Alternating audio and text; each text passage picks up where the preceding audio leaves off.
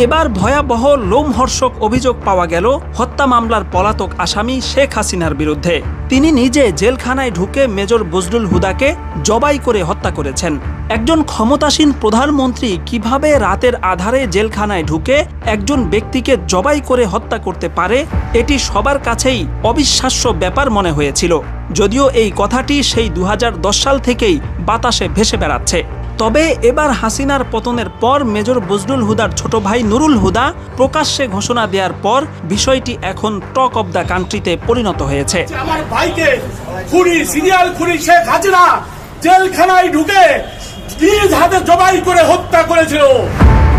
1975 সালের 15 আগস্ট যেসব সেনা কর্মকর্তা ধানমন্ডি 32 নম্বরে গিয়ে শেখ মুজিবুর রহমানকে হত্যা করেন, তাদের মধ্যে অন্যতম ছিলেন মেজর বজলুল হুদা, যিনি শেখ মুজিবুর রহমানকে সরাসরি গুলি করেছিলেন।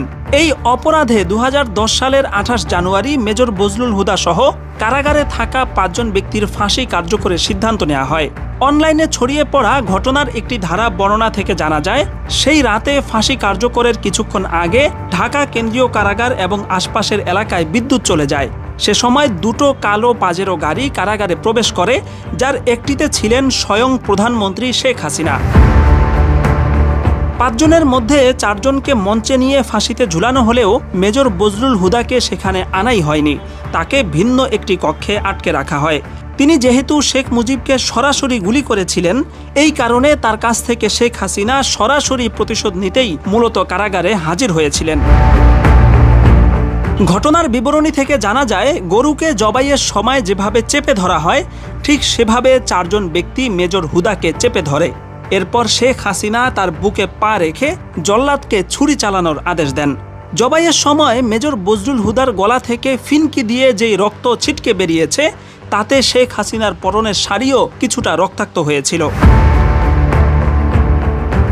হত্যার পর মেজর বজলুল হুদার লাশ দাফনের জন্য নিজ এলাকায় পাঠানো হয়।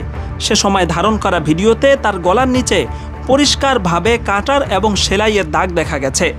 সার্জারি বিশেষজ্ঞ বেশ কয়েকজন ডাক্তার ভিডিওটি দেখে মন্তব্য করেছেন, এটা কোনোভাবেই ফাঁসির কিংবা পোস্টমর্টেমের দাগ নয়, বরং এখানে পরিষ্কারভাবে সেলাই করা হয়েছে, সেটা বোঝাই যাচ্ছে।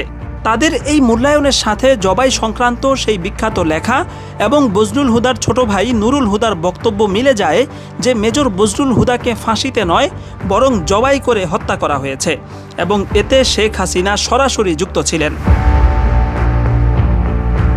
বিশ্লেষকরা বলছেন, বিভিন্ন দিক থেকে উঠে আসা এসব দাবি ও তথ্য প্রমাণ যদি সত্য হয়, তাহলে শেখ হাসিনা ক্ষমার অযোগ্য অপরাধ করেছেন, যা আন্তর্জাতিক আইনেও ভয়াবহ পর্যায়ের মানবতা বিরোধী অপরাধ। এমতাবস্থায় বিভিন্ন মহল থেকে মেজর বজলুল হুদার মৃত্যুর বিষয়ে বিচার বিভাগীয় তদন্ত দাবি করা হচ্ছে এবং তদন্তে সেই ঘটনা সত্য প্রমাণিত হলে শেখ হাসিনাকে দেশে ফিরিয়ে সর্বোচ্চ শাস্তির মুখোমুখি করারও দাবি জানিয়েছেন সামাজিক মাধ্যমের অজস্র মানুষ।